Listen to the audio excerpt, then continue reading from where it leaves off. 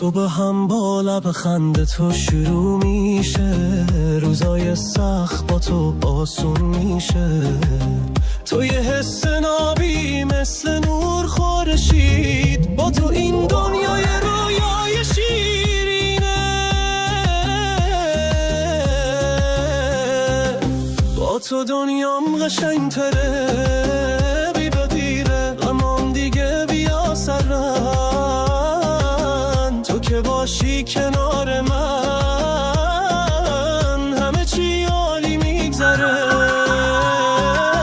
حال خوبم با توه، میخندم بی دلیل، با تو دلم آرومه، دنیا شده قشنگ و اصیل. تو دلیل لبخندمی، توی لحظه هم با تو میچرخ دنیا بدون هیچ سوال.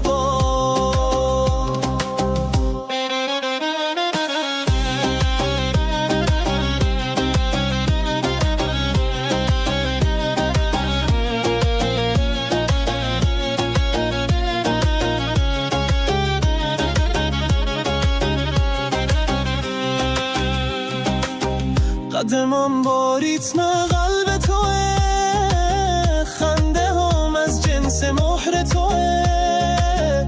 بی تو این روزا رنگی نمیشن، تو باشی بارونم قشنگ میشن.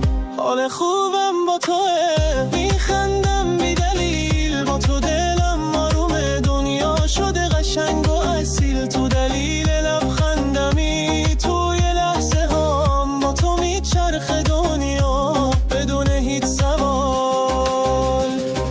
هر لحظه با تو یعنی زندگی، تو دلیل آرامشی خیلی عمیق. دستامو بگیر نرو هیچ وقت، با تو همه چی میتونه شروع شه.